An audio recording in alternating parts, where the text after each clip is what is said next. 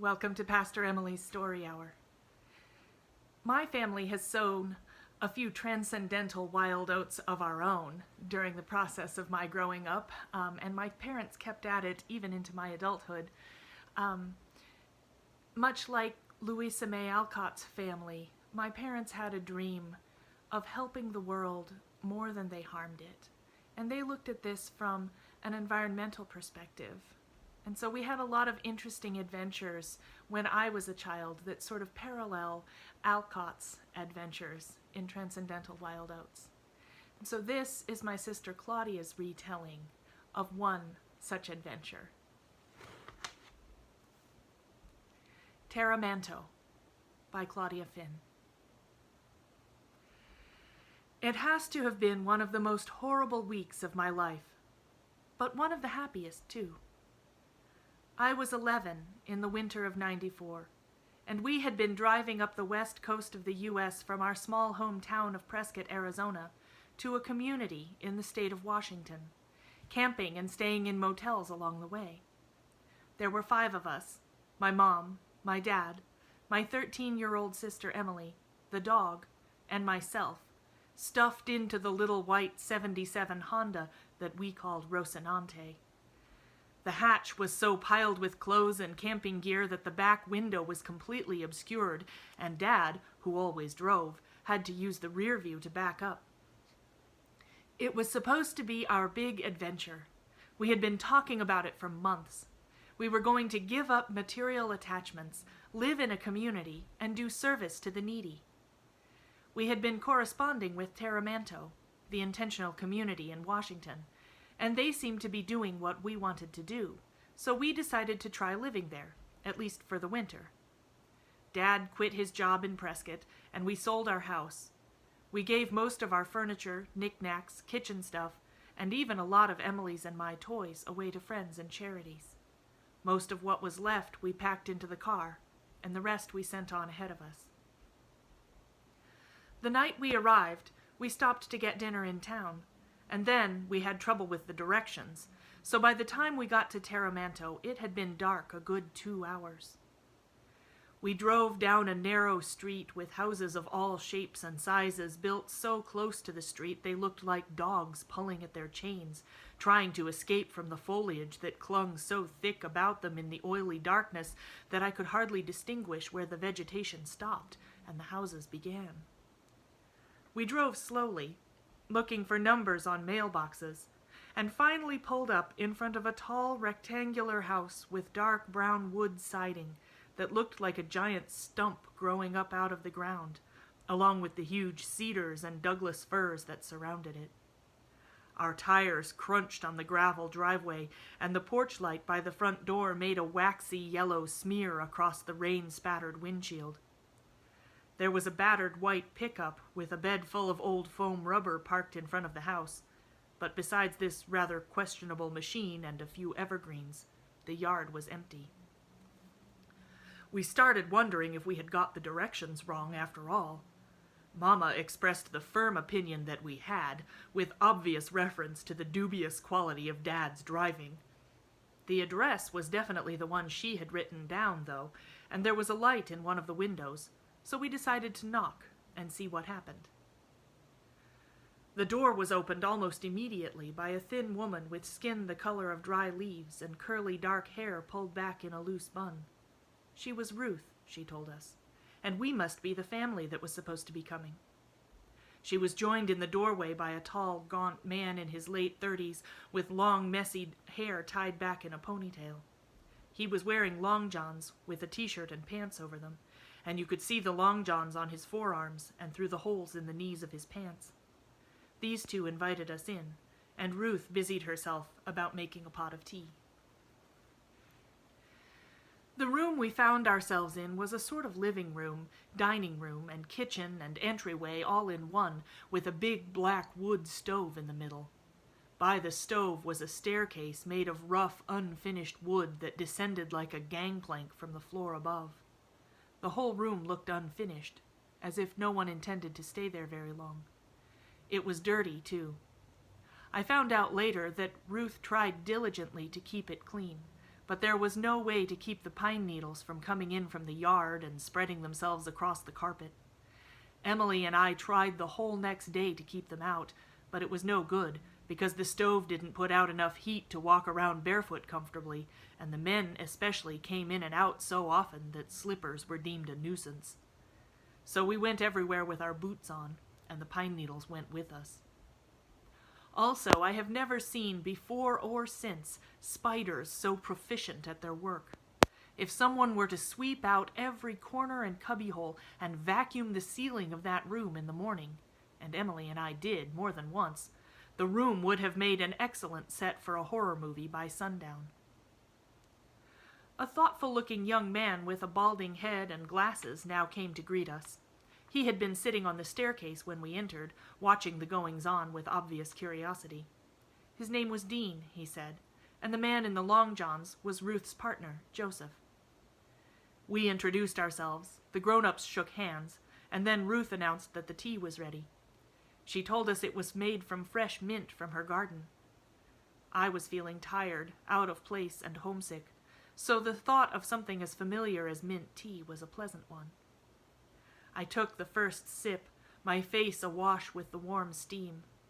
But oh, even the tea here wasn't what I expected. It didn't taste like mint, it tasted more like steeped beet greens and rubber. Disappointment dropped into my stomach with an almost audible plop, while my head drifted off into a weird sort of dream where my former conceptions about the world disappeared completely, and I was living with a breed of Martians. I looked around to see if anyone else had noticed how strange the tea was. No one else was drinking much, but they didn't say anything, so I kept my mouth shut too, and sipped away dutifully. A little later, we were all seated around the wooden table in what served as a dining room, which was really a sort of nook separated from the rest of the room by the staircase, when we were joined by a greasy, overweight man in his early 30s, who introduced himself as Ken. Ken Blogford. Even now, when I try to say that name, it sticks in my throat like chewing gum and won't come out properly. I think we all know men like him. The sort of man you wouldn't want to hug even if he shaved every day and didn't sweat all the time or talk with his mouth full. The sort of man who considered clearing his place at the table women's work. He also seemed to think that the fact that he had graciously consented to live, for free, with us pathetic radical idealists and spend his valuable time working on a new house the community was building on some property behind the main house justified him in playing his stereo booming loud. Ruth, who slept in a room directly over his, stumbled down the stairs once at 1 a.m. in stocking feet and pounded on his door, hollering, "Ken! Ken! It's 1 a.m! Shut that thing off!" Ken didn't make a very good first impression, reminding me as he did of a rather presumptuous rat, but I didn't think much of it at the time. I do remember, however, that after everyone had gone to bed and the 4 of us were discussing the events of the day in one of the 2 downstairs bedrooms they gave us to sleep in, Emilie mentioned, "That last man who came in, what was his name?" And Dad said, "Yeah, he's kind of a strange fellow. I don't think I like him much." We didn't meet the big man of the community until the next morning, when he dropped in on us during breakfast. I call him the big man because, while he didn't really own the community, he held the purse strings so tight it's a wonder he didn't get rope burn or die of exhaustion from the effort.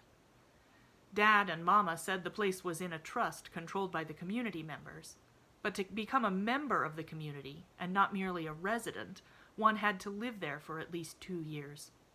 Thus far, only one man besides the big man had been fool enough to do so. The big man, Horace, lived with his wife in another house on the property, and only dropped in long enough to meet us newcomers and chow down a piece of Ruth's apple crisp before heading out to supervise work on the new house. He was an old man with a thin white beard and a great many wrinkles around his mouth and eyes that I think he probably acquired from trying so hard to look thoughtful and wise. He talked with the slow deliberation of an old pantaloon who knows that what he is saying is of no importance whatsoever, and knows that his audience knows it too, but will listen as if he were the reincarnation of Socrates, because they are in his debt for the roof over their heads and the salvation of their souls. I found him annoying as soon as I met him. That morning, Dad started helping with the construction, and Mama and Ruth reorganized the kitchen, while Emilie and I embarked on a fruitless effort to keep the place clean. Meals were a community affair, and the two women actually managed to work in the same kitchen without doing everything twice because each had to make sure the other had done it properly. Blogford never offered to help in the kitchen, and sometimes even complained about the food with such crass remarks as, "Where's the beef?" The other men took turns doing the dishes. Sometimes Joseph took it upon himself to make lunch, and cooked a pot of the heartiest soup human anatomy can successfully digest. He put in every organic vegetable imaginable, and a few I don't want to imagine. Dean, Joseph, and Ruth were idealists who, with Dad and Mama, would sit around the table for hours after dinner, discussing how to change the world. Mama and Ruth were of the opinion that more people needed to take a stand, while Joseph's pet methods were composting and organic food. Dean and Dad preferred esoteric theory and often quoted Dostoevsky and Tolstoy. Emilie and I would listen until we got bored, and then excuse ourselves to play along the fairy path in the woods behind the community. I was happy there. I liked to walk into the kitchen in the morning and say good morning 6 or 7 times instead of just 3. It was fun to walk through the woods to the store with Ruth, or sit on the stairs with Dean and talk about nonviolent protest. Everything was going well, except for one thing: Ken Blogford. The evening after our arrival, he alarmed Dad by taking him up to his room for a manly discussion and telling him, "I want you to know that I would never do anything to harm you or your family." It had not occurred to Dad that Blogford might hurt us, but as soon as he said that, all sorts of dreadful things started going through Dad's mind. Then, a few nights later, the sound of shouting and doors slamming woke me up around 3 in the morning. Emilie was awake too, and we ventured out of our room and found Mama, Dad, and Ruth in the living room. Ruth was sort of huddled on the couch, and her eyes, red from crying, flashed like fireworks against the dark circles that surrounded them. Her voice cracked with indignation as she told us what had happened. She and Joseph had had an argument, and it must have gotten a little loud because Blogford had heard it from the floor below. "And the bastard went to get Horace like a tattling 4-year-old. By the time Blogford returned with Horace, Joseph had gone outdoors to cool off, and Ruth was sitting downstairs at the table. Horace asked her what had happened, and when she told him it was just an argument, he left. She said Blogford walked Horace back to his house, and then met up with Joseph, who was roaring mad at him for interfering, and undoubtedly said some hasty words, which Blogford never gave him cause to take back. Blogford threatened to kill Joseph, and they parted.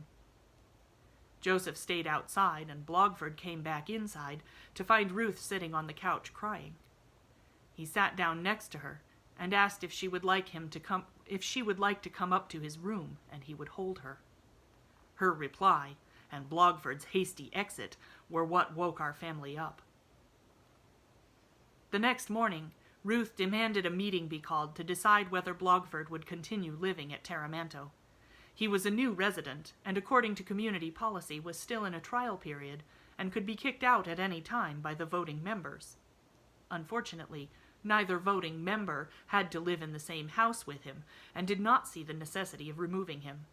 In fact, Horace wanted him to stay at all costs because he was a carpenter, which was why Horace had moved him in the first place, without consulting the other residents first, it turned out.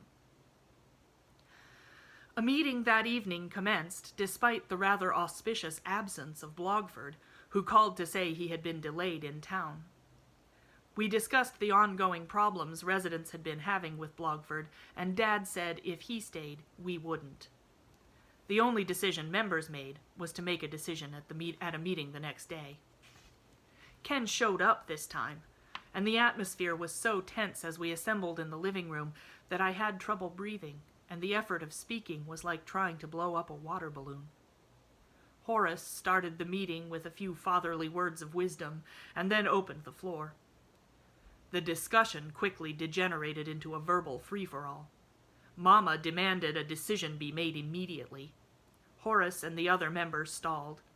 Dean and Dad tried to be reasonable, while Joseph hollered, Ruth narrowly escaped hysterics, and Blogford threatened to raise the neighborhood against us and kill everyone in the room. Emilie and I huddled in a corner. Emilie was taking notes as fast as she could, while I tried to mold a little fairy out of clay in order to retain my sanity. I think both of us walked away that day with an expanded vocabulary. The meeting finally broke up in chaos when Horace left for another meeting somewhere, and Blogford shouted, "Teramanto is a left-wing, huddle in a cave, shut the world out, don't light the fire, don't listen to the radio kind of thing. I'm used to having a good time. I haven't been having it. We shouldn't worry about garbage, organic food, or cooperation." He threatened us all again roundly, then walked out of the house and slammed the door. After he left, I went outside to cry, and to shake off the intense hostility and frustration that had been flying through the room like daggers. I was still holding the fairy I had been working on, and after I calmed down a little, I looked at it and saw with horror that during the meeting I had sculpted her face into a sad sort of grimace that was in eerie contrast to her slender body and flowing hair. With Blogford gone, the atmosphere inside lightened slightly, and the remaining 7 of us discussed the events of the day around the dinner table. Mama and Ruth were doing the dishes when Blogford returned with a neighbor named Caroline. First, he just introduced her, and she sat in the living room petting the dog. Then she started telling us what a wonderful man Blogford was, and her words gradually became a tirade. She jumped from her seat and pointed at Mama and Ruth, who were still in the kitchen, and shouted erroneous things about how these women only wanted to kick Ken out so they could have a big, cushy house for their families. Ruth whipped around and marched up to her till they were standing nose to nose, screaming at each other and making a din that would have drowned out a middle school trumpet ensemble. Dad and Joseph had registered the fact that Caroline and Blogford were both drunk and were trying to think of a way to remove them from the house, while Dean, Emilie, and I sat on the stairs watching with a sort of indignation so intense it defied action. Mama had been standing at the sink with her back to the scene when suddenly she marched into the living room, stood directly behind Caroline, and began imitating her. Caroline shouted and pointed, and Mama jerked her body this way and that, waving her finger and twisting her face into a silent imitation of the woman's rage-distorted features. As the woman became more and more angry, Mama became more and more ridiculous. The room erupted in laughter. It was as though the laughter broke an invisible rope that bound us to our anger and frustration. When it snapped, the room sprang into action. I jumped up to join Mama's mad mimicry, while Dad suppressed his laughter, wiped his eyes, puffed himself to a dignified height, and ushered Caroline, still howling threats and accusations, from the room. When Blogford and Caroline left, the door was slammed for the 2nd time that day, and we all collapsed laughing. Emilie and Dean buried their faces in the banister and laughed till they had trouble breathing. Dad laughed until tears spilled down his face like a monsoon, and he had to take off his glasses and bury his face in his handkerchief. Mama turned beet red and sat on the back of the couch crowing like a victorious rooster, while Ruth went into hysterics, laughing and crying simultaneously into the seat of an armchair. Joseph went into the kitchen to hide his hilarity by viciously scrubbing the teapot.